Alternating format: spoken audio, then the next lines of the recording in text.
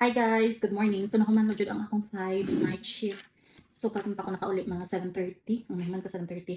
So gigutom kaay ko, tapos gigutom ko at same time kapoy akong lawas. So dira na jud nako na feel ang kapoy sa akong last na last day sa akong night shift. So kay gigutom man ta mukha ang tagkuan. Naaday ko yung noodles tapos na ako'y kanang mura gani siya kanang dumplings. So naa siya. Nga ang tanin. Ambot kung lamig ba ni. Ano man ni siya kanang vegetarian daw na siya na dumpling. So ako na siyang guesting tapos ako na siyang gibabad gamay sa noodles para medyo magsunog ang ihang lasa guys sa noodles.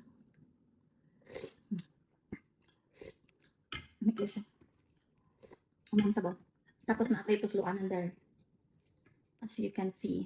So sana maharap.